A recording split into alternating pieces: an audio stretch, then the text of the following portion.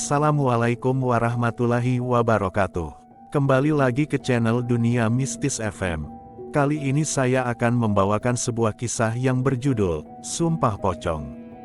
Sebelum masuk ke ceritanya, jangan lupa like, komen, dan subscribe dulu, dan nyalakan lonceng notifikasinya, agar tidak ketinggalan cerita-cerita berikutnya.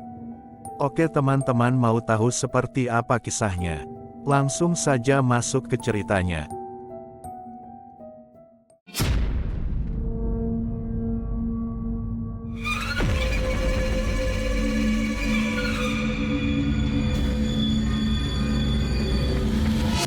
Sumpah pocong menjadi awal dari teror yang terjadi di salah satu desa di Jawa Timur. Mereka diperlakukan layaknya jenazah, dimandikan, disolatkan, dan dibungkus dengan kain kafan. Edan, uwong-uwong kuwiwis edan. Gila?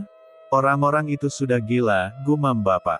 Kuwi ngopo tuh pak? Kok medeni? Itu kenapa tuh pak? Kok nakutin? Tanyaku. Bapak tidak segera menjawabku, ia masih melirik-lirik di antara warga desa lain sembari melihat pada kedua orang yang sekarang sudah terbungkus kain kafan sepenuhnya. Sumpah pocong, jawab bapak. Mereka adalah Pak Kadirin suami dari Bu Denok, dan Ima anak dari Pak Raji. Aku sempat mendengar Pak Rusli sudah bertemu dengan mereka untuk menengahi permasalahan mereka, tapi aku tidak menyangka hasilnya akan seperti ini. Setelah terbukti bahwa janin di perut anak sundal itu bukan anak saya, keluargamu juga harus meninggalkan desa ini malam ini juga. Teriak Pak Kadirin yang sudah terbungkus kafan. Ia pun segera mengambil posisi di sebuah tikar yang telah disiapkan bersama beberapa saksi. Pak, Imah gimana pak? Imah takut, rengek Imah ketakutan melakukan ritual itu. Aku sedikit iba melihatnya. Umurnya yang baru belasan tahun sudah harus menghadapi masalah sepelik ini. Dari desas-desus warga barusan, aku baru tahu bahwa Imah hamil dan menuduh Pak Kadirin yang menghamilinya. Pak Kadirin jelas membantahnya. Sudah beberapa hari pertikaian di antara keluarga mereka terus berlanjut hingga tidak menemukan titik temu. Pak Raji yang terus berusaha menuntut keadilan terus mendesak Pak Kadirin untuk mengaku sampai akhirnya Pak Kadirin menantang Ima untuk melakukan suatu ritual yang lama tidak terdengar di desa kami. Sumpah pocong, kamu yakin tidak berbohong kan, Mah? Tanya Pak Raji. Imah jujur pak, ucapnya sambil menangis. Kalau kamu jujur, kamu akan selamat, Bapak akan jagain kamu, hibur Pak Raji. Imah tidak punya pilihan, sepertinya Pak Raji pun sudah terdesak. Kalau ia menghindar maka anaknya akan dicap warga desa sebagai pembohong, wanita murahan, dan harus hidup menanggung beban itu bersama anak dikandungnya. Apalagi nama keluarga mereka juga ikut rusak. Seketika suasana rumah Pak Rusli menjadi hening. Tidak ada suara bisik-bisik sedikit pun di gelapnya malam saat itu. Semua penasaran menyaksikan ritual itu dengan hening hingga akhirnya Ustadz Ramli itu menyelesaikan mantranya. Monggo Imah, ucapkan sumpahmu, ucap Ustadz Ramli. Imah terisak menahan rasa takutnya, namun ia menegarkan diri untuk membuka mulutnya. Saya Imah bin Rajirin, dengan kesadaran dan tanpa paksaan dari siapapun melakukan sumpah mubahalah. Waulahi, bilahi, taulahi. Laknat Allah atas diriku, dan matilah aku saat ini juga bila aku berdusta.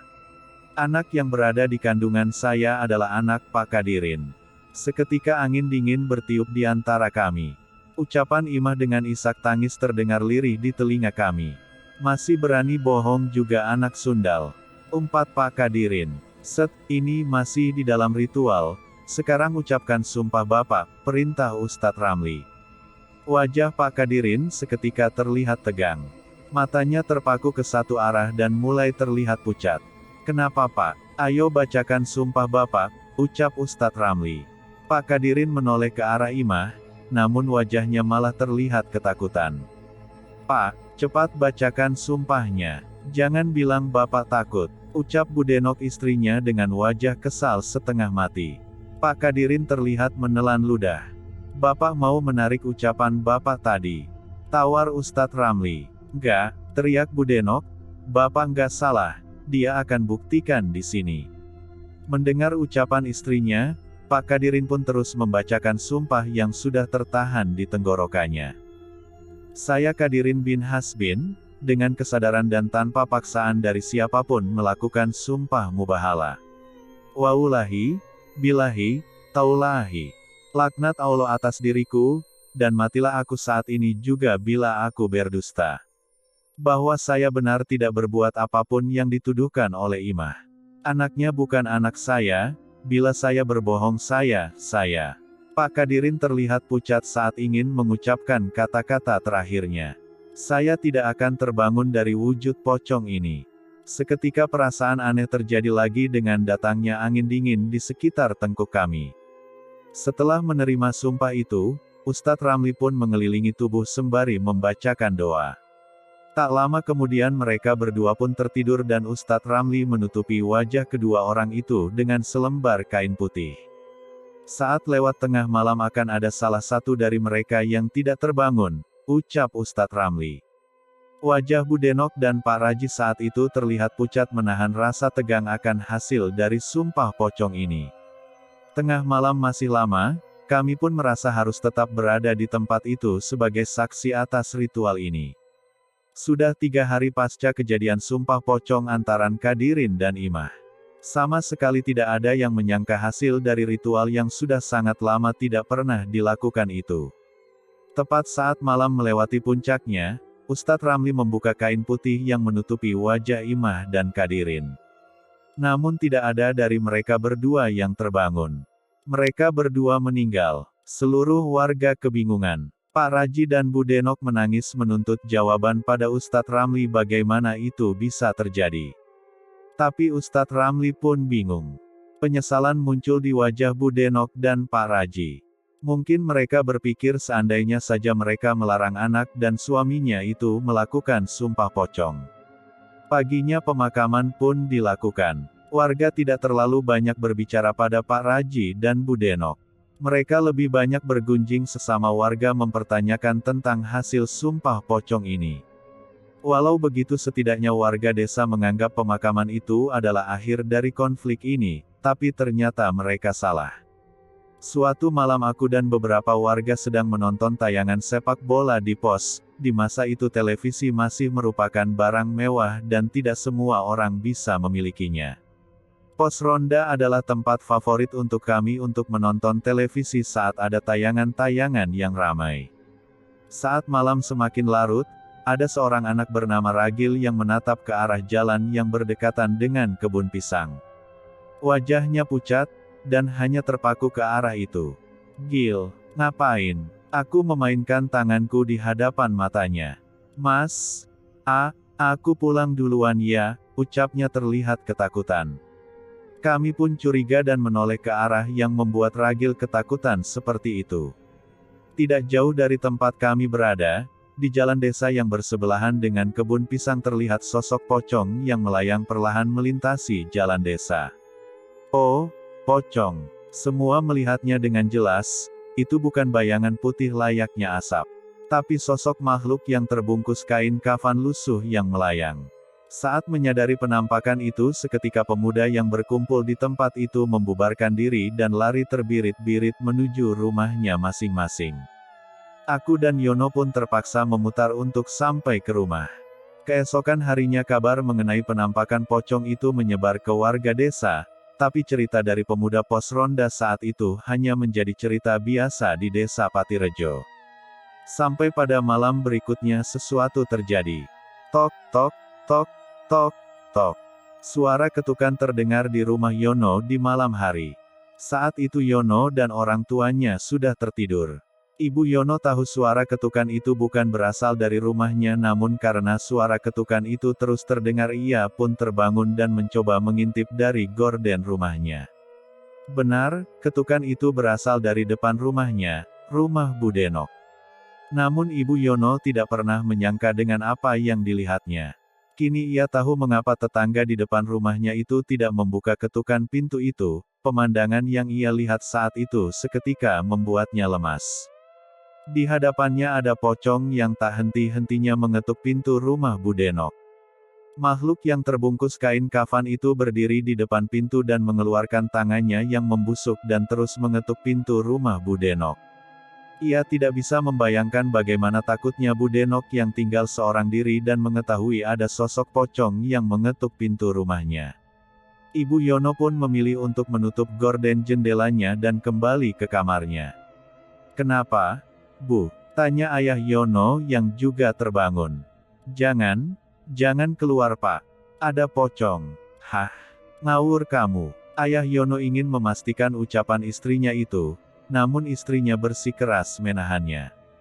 Ia takut jika pocong itu sampai berbalik dan menuju rumahnya. Kejadian itu tidak hanya terjadi sekali. Malam berikutnya giliran rumah Ragil. Saat itu Ragil sendiri yang mendengar suara ketukan pintu. Sebenarnya ia curiga dengan suara ketukan yang terjadi di tengah malam itu. Namun karena merasa terganggu, ia pun membuka pintunya dan mendapati bahwa yang mengetuk itu adalah sosok pocong yang jadi perbincangan warga. Wajahnya pocong itu menghitam seolah sudah membusuk. Ragil mencium sendiri bau amis dari sosok yang terbungkus kain kafan itu. Entah apa yang terjadi setelahnya, tapi saat paginya ibu Ragil menemukan Ragil terbaring tak sadarkan diri di pintu rumahnya. "Sumpah, itu pocong. Mukanya serem," saksi Ragil. Saat itu desa Patirejo mulai cemas dengan teror sosok pocong yang sudah terjadi selama berhari-hari. Ada yang melihat pocong itu melayang melintasi desa. Ada rumah yang diketuk tanpa henti. Dan bahkan ada yang berpapasan di tengah jalan saat sedang memasuki desa. Mbak Indri namanya. Ia merantau ke kota untuk bekerja dan pulang beberapa bulan sekali untuk menemui orang tuanya. Saat itu Indri baru saja turun dari angkutan umum. Ia berjalan melintasi jalan desa hingga memasuki gapura desa Patirejo. Dari jauh, samar-samar ia melihat seseorang berdiri menatapnya. Sontak Indri merasa tidak nyaman, ia merasa keanehan pada orang yang menatapnya itu. Saat semakin dekat, tiba-tiba orang di hadapan Indri itu terjatuh lemas dan berpaling berlari ketakutan. Indri pun bingung, tapi saat itu juga ia mencium bau busuk. Seketika Indri merinding sejadi-jadinya, sesuatu menetes di lehernya membuat Indri merasa semakin panas dingin. Ia pun menoleh dan sesosok pocong sudah berada di belakangnya. Indri lari terpontang-panting dan berteriak meminta tolong. Setiap menoleh sosok pocong itu terlihat masih mengikutinya hingga sampai di dekat pos. Ada beberapa pemuda yang menghampirinya. Lelaki yang kabur tadi rupanya meminta pertolongan pada warga untuk menolong Indri, dan saat sudah banyak warga di sana, pocong itu pun tak lagi terlihat. Kejadian Indri semakin meresahkan ketika keesokan harinya Indri sakit dengan luka aneh di kulit bekas ludah pocong itu menetes. Rasa gatal di tubuhnya tidak mau menghilang dan terus mengeluarkan bau busuk. Keresahan warga pun semakin memuncak, mereka mencoba melindungi diri dengan menaburkan garam kerasak ke sekitar rumah mereka agar tidak didatangi pocong itu. Mereka juga sering mengadakan pengajian, berharap pocong itu tidak lagi mengganggu warga. Tapi rupanya, usaha mereka tidak banyak membuahkan hasil. Masih ada yang mengaku rumahnya didatangi sosok pocong itu. Pak Rusli pun mengumpulkan perangkat desa dan warga yang berpengaruh untuk membahas tentang hal ini. Ustadz Ramli pun diundang untuk membahas tentang sosok pocong tersebut. Pertemuan itu mengaitkan kemunculan pocong itu dengan sumpah pocong yang dilakukan oleh Imah dan Kadirin. Tak ada cara lain selain menghadirkan kedua orang terdekat almarhum untuk mencari tahu apa yang terjadi. Namun hal yang tidak terduga pun mereka temukan. Bu Denok memang terlihat trauma saat didatangi sosok pocong itu. Namun sejak saat itu ia selalu mendapat mimpi bahwa ia didatangi oleh suaminya. Menurutnya, di mimpinya itu Kadirin masih bersikeras menentang bahwa ia bersalah. Bu Denok hanya sedih melihat keadaan Kadirin di mimpinya, ia selalu mengatakan bahwa ia menuntut keadilan. Tapi saat datang ke rumah Pak Raji, mereka pun kaget. Rupanya sudah beberapa hari Pak Raji sakit dan membuatnya tidak bisa meninggalkan ranjangnya. Sakit, sudah hentikan. Bu Raji menceritakan keadaan suaminya yang selalu merintih kesakitan, bahkan saat tidur. Sudah ada beberapa obat-obatan di meja yang menandakan bahwa Pak Raji telah mencoba pengobatan medis.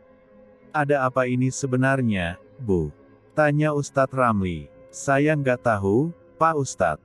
Sudah kehilangan imah, sekarang suami saya jadi seperti ini, jawabnya sedih. Ustadz Ramli pun meminta izin untuk memeriksa Pak Raji. Ia melihat kejanggalan pada penyakit yang dialami olehnya. Ada luka koreng di kulitnya yang terus mengeluarkan bau busuk, tubuhnya kaku, kesadaran terganggu. Pak Raji selalu berhalusinasi melihat sesuatu yang membuatnya ketakutan. Pergi. Pak Raji menunjuk ke arah jendela. Ia benar-benar ketakutan dan berusaha menutupi matanya. Ustadz Ramli pun menoleh dan ia terperanjat melihat sosok pocong berdiri di luar dari balik jendela itu. Astaghfirullahalazim, istighfar Ustadz Ramli. Ia pun membacakan ayat kursi dan doa-doa di tempat itu juga.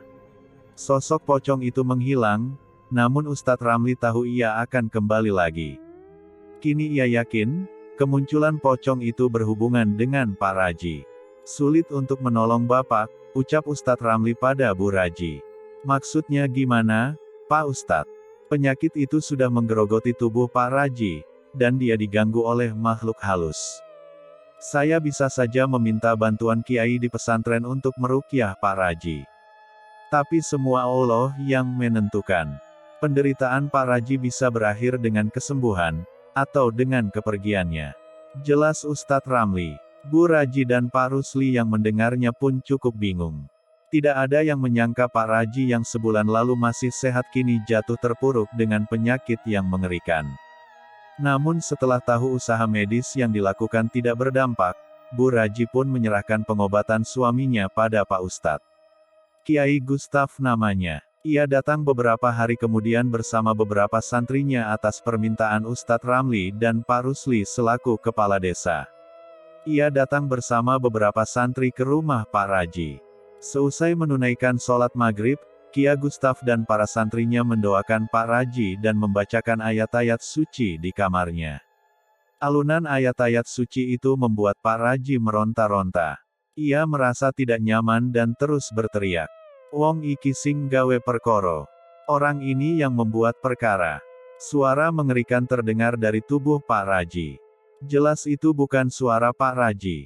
Slap, tiba-tiba listrik di rumah itu mati tanpa sebab.